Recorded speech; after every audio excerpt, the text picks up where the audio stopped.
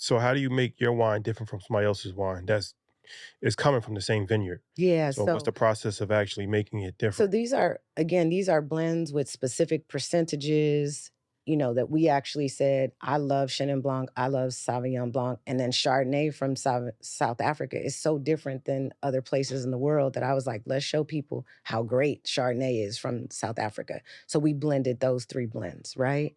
And then for the red, same thing. It's Cab dominant, but Petite Syrah, Shiraz, Malbec. So these are my own proprietary blends based on like the wine that I love, but then also understanding the wine that consumers love. And Like that's done in the winery. it's done in the So winery. it's not like a farm where like everybody's getting the same chicken. No, no, everybody's blends are different. People use sulfates and this, and I mean, everybody's process is What are you different. blending it with? Like what exactly to the average person doesn't know hmm like what you're talking about as far as like what wine, what is that getting blended with? So there's so I'll use the white as an example. So there's three varietals, three different grape varieties in the white wine. There's a Chardonnay, a Chenin Blanc, and a Sauvignon Blanc. That gets rested in oak barrels. It sits, right? That's where a lot of times you get that like smooth, oaky, whether it's the nose or the taste. And then that process goes through a filtration process.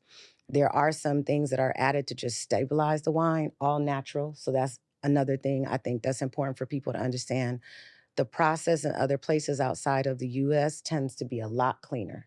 So wines and spirits that are being produced in the US typically don't go through as much astringencies as wines and spirits being produced outside of the US.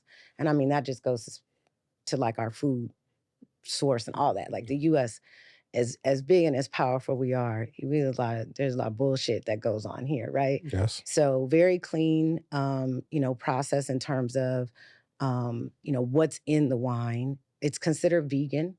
It's not organic, but it is considered vegan, and then it gets bottled. And typically, for instance, we bottled these wines in June. You want to let a wine be bottled anywhere from 4 to 6 months because the wine goes through bottle shock. I mean, it's fruit, right? It's alive. So 4 to 6 months after bottling, the wine is tasting perfect. So you bottle it in June, which is why you had the launch in October. Correct. Got Yeah, that because point. it has to get on. I mean, it's literally going continent to continent. Yeah. And there's some shipping routes that are 2 weeks. You paying for that. You want something to get from Africa to the US in 2 weeks, it's a premium. Some shipping times are 60 days. I didn't want the wine on the water that long, so we did 2 weeks. So from a distribution standpoint, where are the largest places that you're shipping to?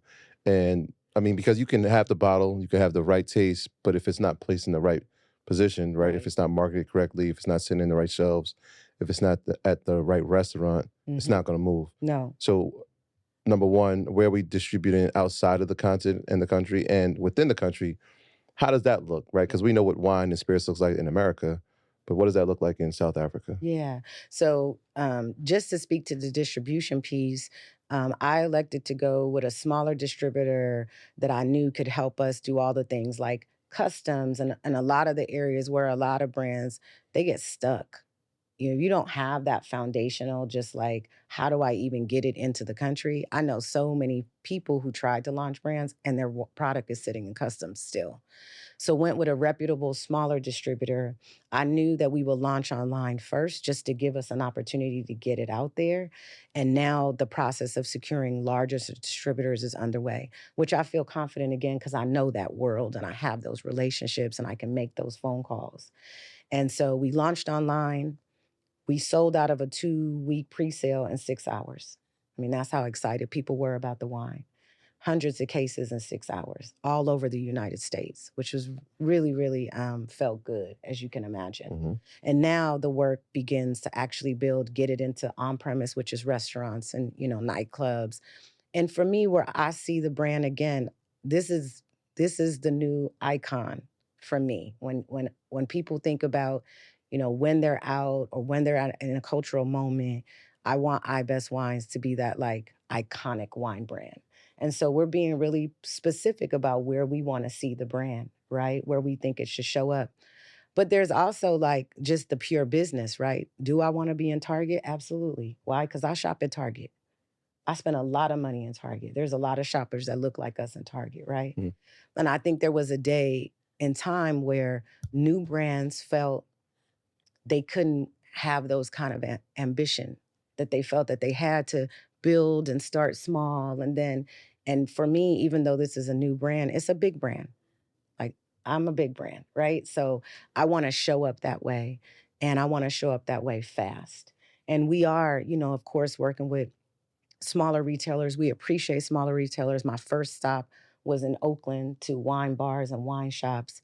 But the goal is to have this be a very, very big brand and very lucrative. It's a lot of money in the wine and spirits space. And I know firsthand just because of the 20-year career I've had.